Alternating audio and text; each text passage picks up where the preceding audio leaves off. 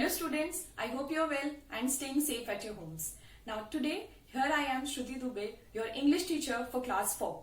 Today, again I have come with another topic of grammar, which is nouns, gender. So let's begin. As I told you, our topic is nouns, gender. We will understand gender with the help of its types. A noun based on its gender can be categorized into 4 types, which means a noun always belongs to one of these genders. Now, as you have already learned what is noun, how to identify noun in a sentence and its kind, right? Today, we are going to learn the another categorization of noun based on its gender. As you can see, there are 4 kinds of gender: masculine, feminine, neuter and common gender. One by one, we will study every kind of gender. First, we have masculine gender.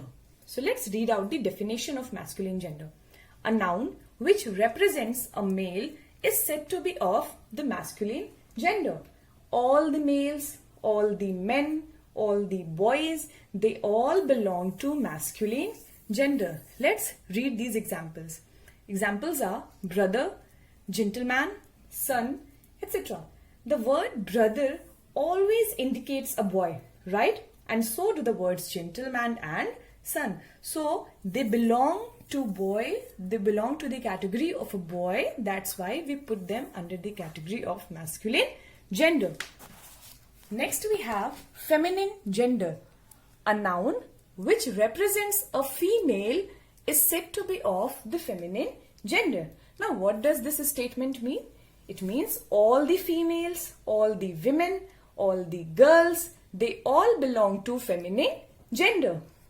Here are some examples of feminine gender: sister, lady, daughter, etc. Again, the word sister indicates a girl, and so do the words lady and daughter. So that's why they put under the category of feminine gender. Third, we have neuter gender, which means a noun which represents a non-living thing is said to be of the neuter gender. So all the non-living things, which means all the lifeless things, things which have no life, are put under the category of neuter gender. Here are some examples: table, chair, home, car, etc. Chair, table and chair. Now you tell me, does a table have any life? No, right? It's a non-living thing. Chair also, it is a non-living thing. So all the non-living things are put under the category of neuter gender. The word neuter means neutral, which shows no reaction, right? Third, last one we have common gender. A noun which represents both male and female is said to be of the common gender. Here you need to pay attention to the words both male and female. It means, what does it signify?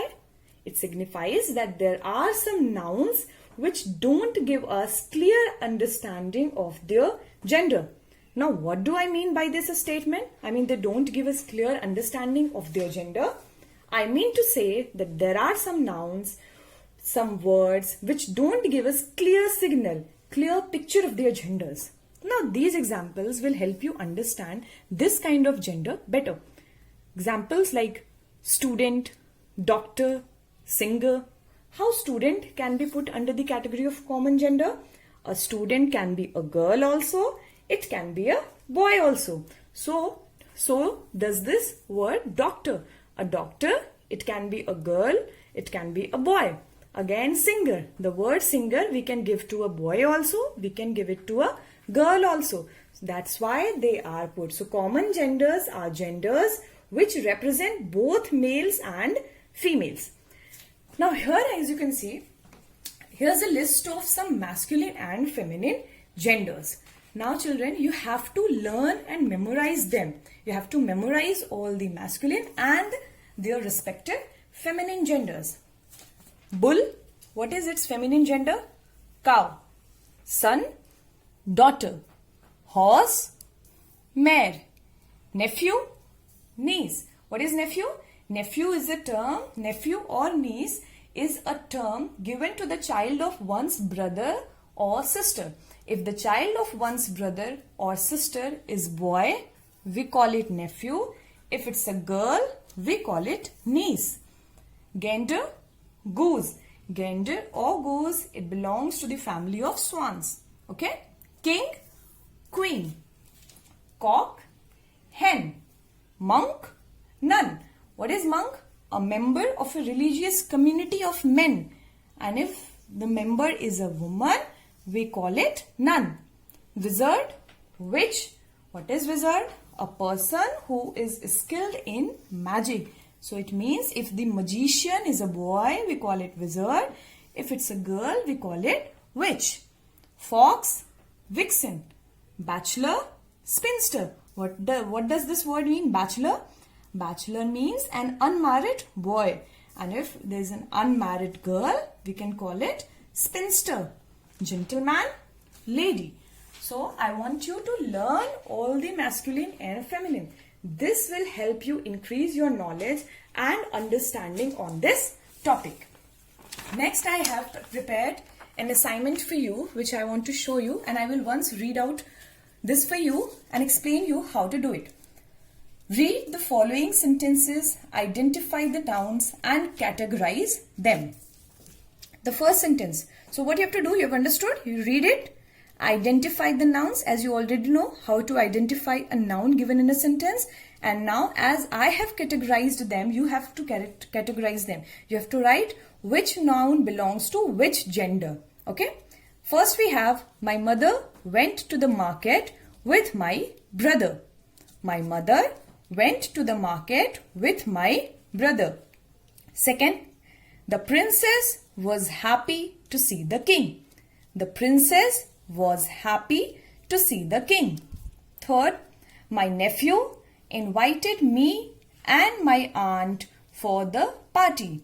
My nephew invited me and my aunt for the party. I have two more for you. Fourth one is, my uncle gifted me a watch. My uncle gifted me a watch.